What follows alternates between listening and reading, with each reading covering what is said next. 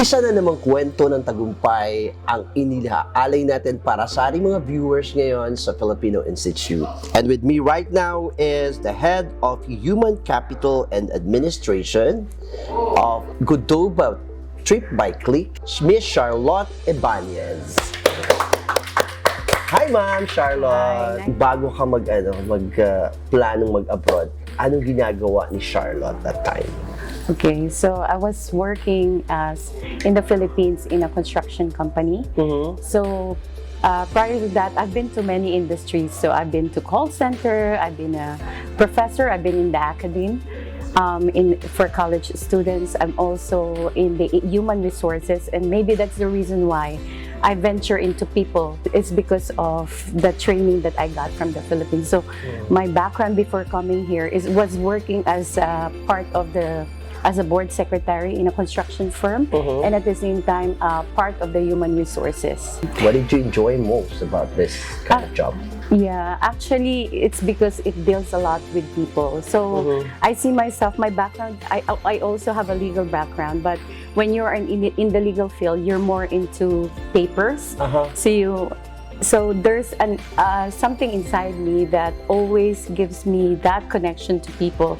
So I always long to be with people. So that's why I enjoy human resources. Yes. Back home, I didn't know that. Ito yung mga individual na iba't iba ang ugali. So paano yun? Di ba mahirap yun? It's a challenge. You're correct in saying that, Orly. Actually, the biggest challenge I ever experienced was not about the demands of the work or the load. The load that you have, the workload that you have, but it's more on the politics of people, I may say, how you deal with conflict, how you negotiate with them, and this would really test your leadership skills. Oh, yun. Perhaps yun ang baon mo papuntang UAE. We're talking about 2006, 2007.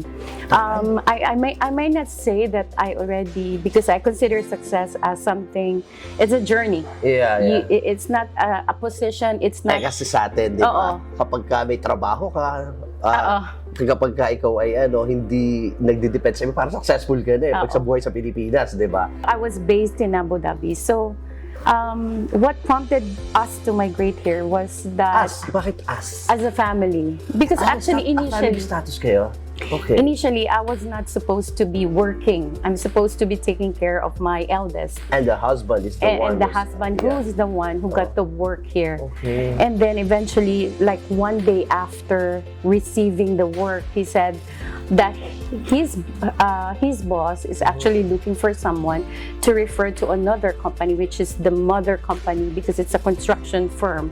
So they are looking for another human resource personnel. And that was you. And then they referred me to that post. So, wow, what a wonderful coincidence, di ba? So what happened? It's a family status. What were the struggles that you have encountered that time? I think similar to any expat, you would experience you don't have anyone to depend to. So I remember I don't have any clothes because I'm not supposed to work. So I don't have any suit, I don't have anything. And we were living across Madinat Zayed at the time. So I had to purchase one pair of suit, and coincidentally the money that I have at the time was only suitable for one suit, and it's pink.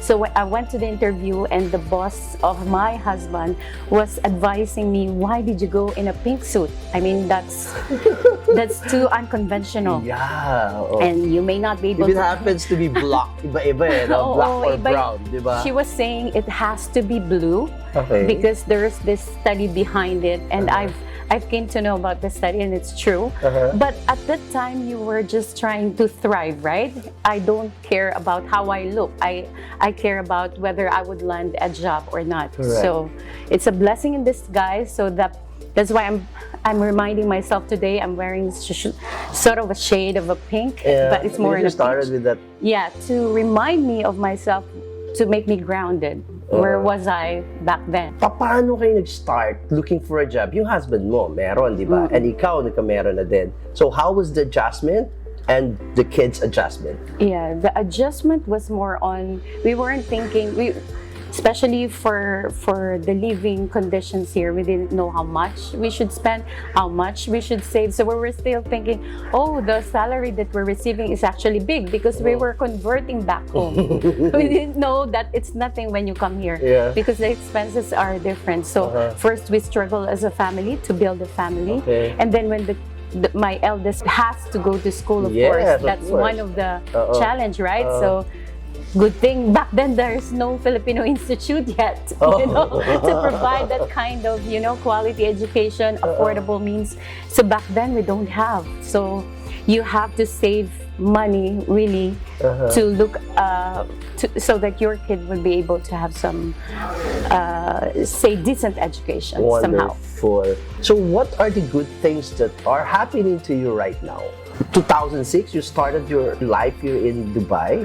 So ano naman yung mga magagandang kwento ng buhay? I would say, of course, most of the people that are living here are suffering from, the kind of relationship as a family, because they have to work without their family with them. So the biggest blessing, I would say, is to be with my family. So we're now 4 because I have my youngest here. So Who was born here? he was born here. So we are now 4, and that close knit family is something that I would call a blessing, because not everybody could do that. How about raising the children here? Is how different it is if you are raising the children in the Philippines? I think that most of our struggles are more on taking care of them physically, like you have to have a nanny because you have to go to work, right? Yeah. I think most of the people now that is the struggle of a family, is to look after them when they are small. So you have to entrust your household to somebody that you just met. And that is one of the struggle, but at the same time, it's a blessing in disguise in a way, because you'll be able to see how you will adjust yourself. So somebody has to do this. So you divide the responsibilities among the members of the family. Can you tell us more about the errands that you do and the workload that you have, being a mom, being a spouse to your husband, and being an expat here in Dubai? Yes, actually the balancing act is difficult for moms like me, I would say, and I know a lot of people will be able to resonate from what I'm saying. Balancing that career and your family and your kids. I believe the thing that we do is you have to put some time management, a framework, I would say. So meron kaming split responsibility ng husband ko when it comes to rearing our children. So when tutoring, everything, so we have to do that. Household matters, we delegate it, of course, to people that we know.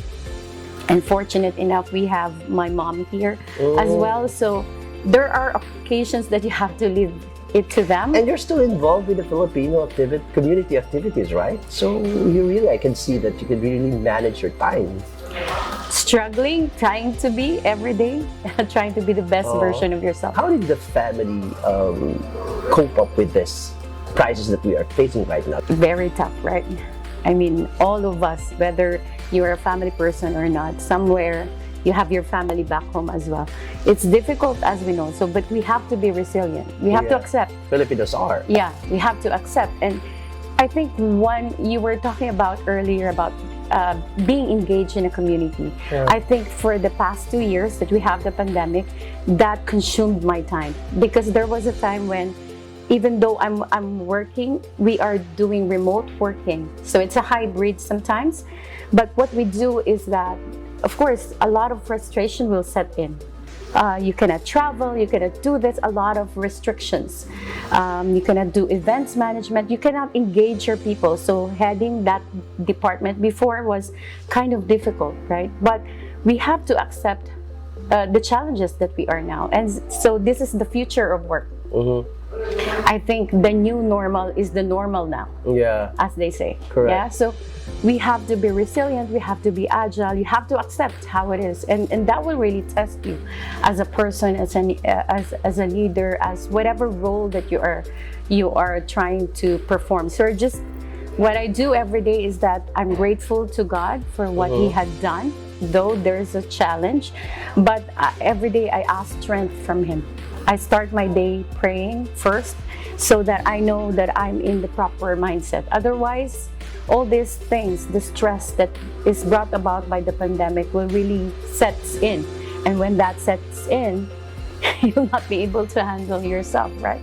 So how much more? How would you be effective as a mother, as a wife, as a leader in your organization, or as a community leader for that matter? So I think, like any other person, you have to start from within.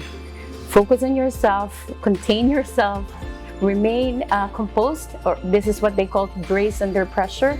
And when you do that, that's the only time you'll be effective to be of service to other people. Because if you are not whole as yourself first, then it's difficult to serve other people, right? The only thing that I could probably share through my experience, because I'm also a novice in all these challenges, is actually to remain grounded and focus yourself on God. Because if you don't know where to draw your strength, then it's difficult. We cannot do it by ourselves. We have to draw strength from God. And from there, you'll be able to be a blessing to other people. And so, I know maraming challenges tayo ngayon na kinakaharap bilang mga kababayan natin na, wherever you are in any parts of the world, you will be challenged, and there will be different types of trials that we will face in life, not only in our careers, but in our personal life as well. But the only thing that we have to do is to draw strength from God, and He will provide you the wisdom, the knowledge, the strength that you need in order to survive. So thank you so much.